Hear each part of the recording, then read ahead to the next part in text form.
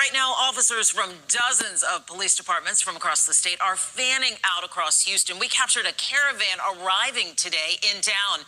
They're answering a call for help keeping the peace, especially in neighborhoods still in the dark tonight. Matt Doherty spoke with some of those out-of-town officers a few hours ago. What are they telling you, Matt?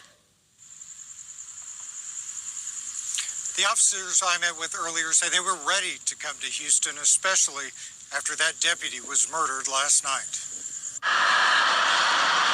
Houston has always been, the city itself and the department itself has always been like a brother to us and come down and helped us during our times. And so we absolutely, as soon as we heard that they needed anything, we came up to assist. When Corpus Christi PD Lieutenant Cody Harrison says he and the 10 other officers from his department heard about what happened to HCSO Deputy Fernando Esqueda overnight, they knew they were ready to come to Houston. My team is going to be here for 5 days, and then we already have contingencies to have another group come up and replace us. The officers from Corpus Christi are 11 of the more than 100 officers from 15 different police departments across the state who arrived in Houston this evening.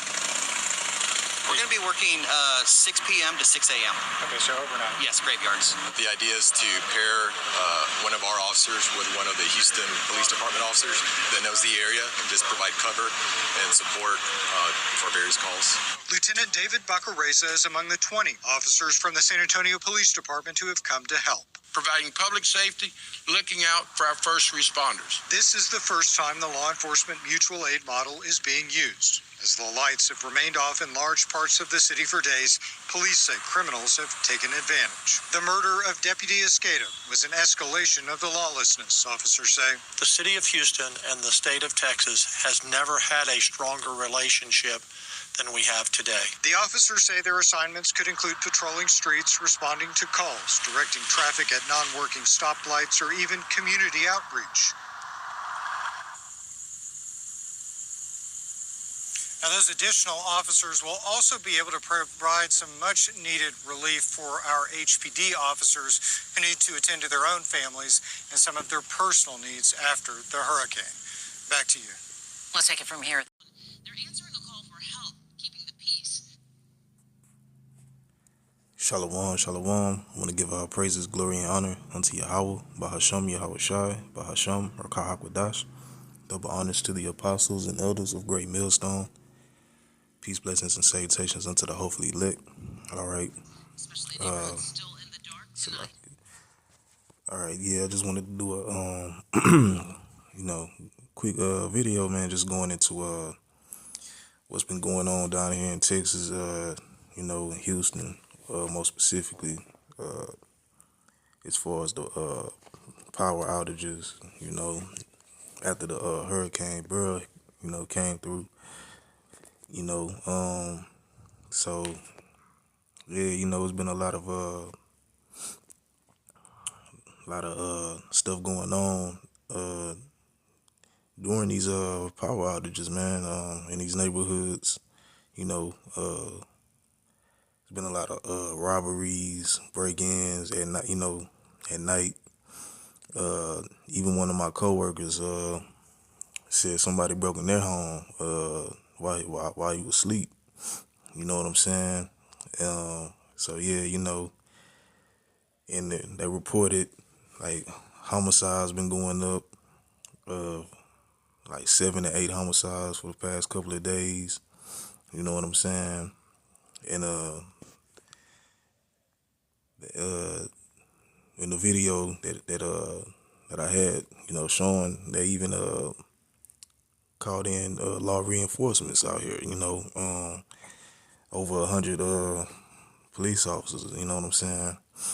But pretty much what I was going to title this was the worst is yet to come, and really these, this was just a taste of how it's going to be, when things really get ugly out here. You see, this is just on a light scale, man. All right. The scripture that came to mind was in 2 Ezra 15. About 2 verses. I'm gonna hit 2 Ezra 15 and 16. All right, it says, "For there shall be sedition among men, invading one another. They shall not regard their kings nor princes, and the course of their actions shall stand in their power." All right, but it says, "There shall be sedition amongst men." Right, so people are losing their minds out here. When it first started, all right, hey, we in Houston, man, it's humid as hell out here, in Texas, period, that heat, you know what I'm saying? So when the power went out, people had to deal with that heat, you know what I'm saying? And people losing their minds, you know what I'm saying? And going to the sedition amongst men, people was getting into it with each other, pointing the blame, who's at fault, you know what I'm saying, for not having our power on or whatever you. Even they say even some of the workers that were working on restoring the electricity, fixing the down lines and stuff like that. They reported that some even had guns drawn on them due to people being angry and frustrated, for them not getting the power on fast enough. You see what I'm saying?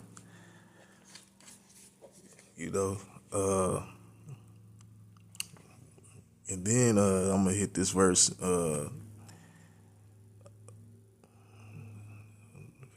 19, 2 Ezra 15 and 19. It says, "A man shall have no pity upon his neighbor, but shall destroy their houses with the sword, and spoil their goods, because of the lack of bread, and for great tribulation." All right. Now, of course, this was just on a I would say on a low scale, man. All right. But you see,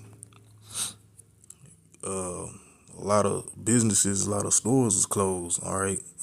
Even in my area still. Well, I'm not sure if they're back on today, but I know as of yesterday, some of the stores and in my area was still, shut down, still didn't have power. So you got to go travel further out to get, goods that you need, But so going back to the where it says, "A man shall have no pity on his neighbor, but shall destroy their houses and with the sword and spoil their goods." All right.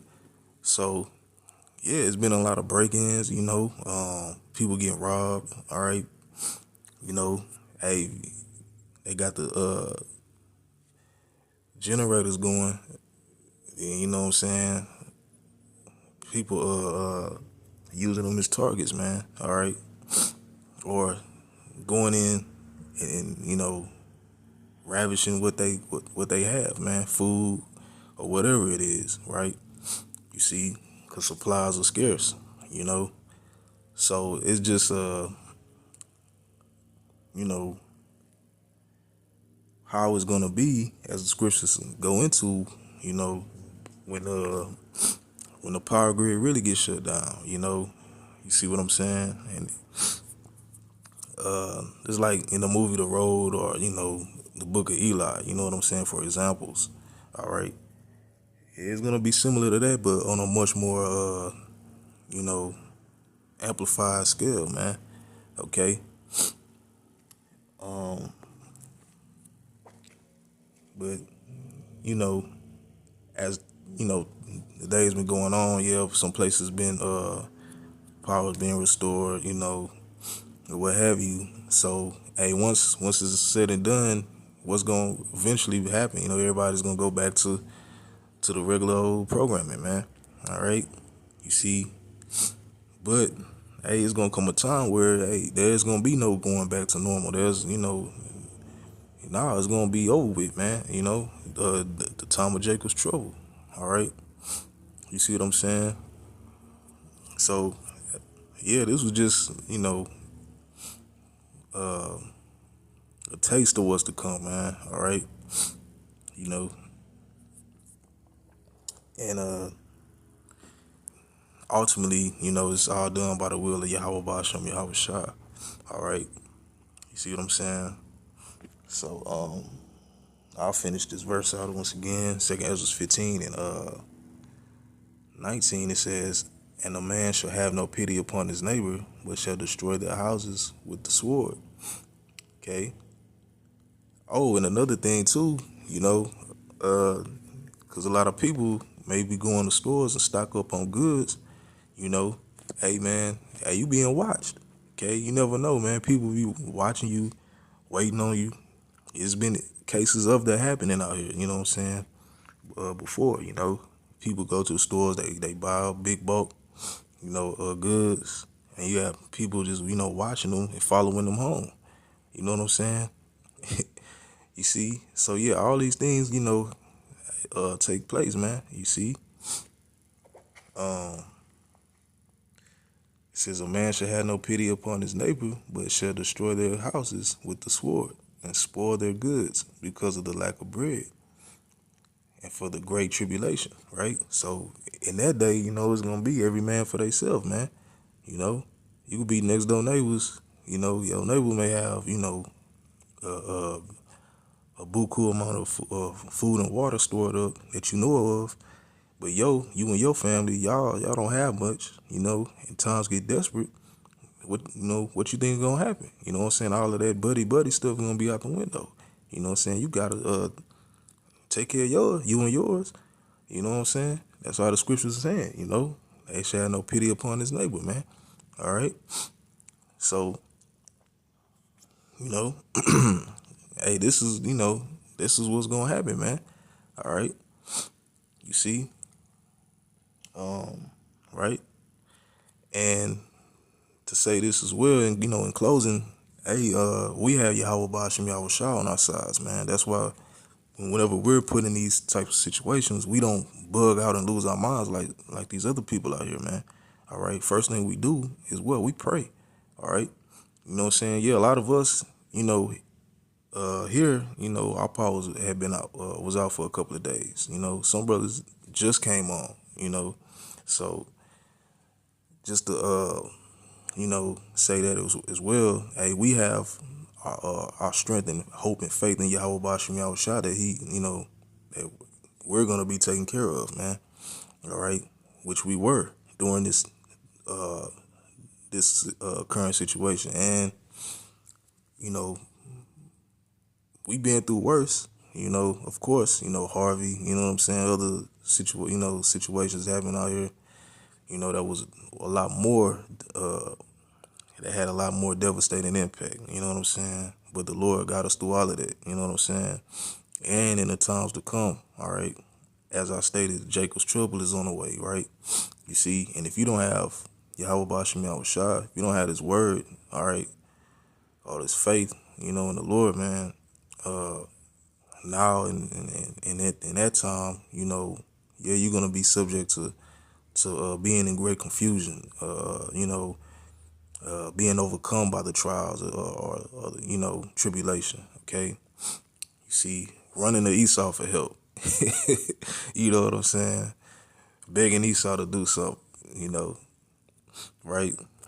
So, hey man, this is just a taste of what's to come. You know what I'm saying? So yeah, I'm gonna end with that. Once again, giving all praises, glory, and honor unto Yahweh, Ba'ashem, Yahweh Shai, Ba'ashem, Rakah HaKodash. Double honors to the apostles and elders of Great Millstone. Peace, blessings, and salutations to the hopefully elect. Shalom.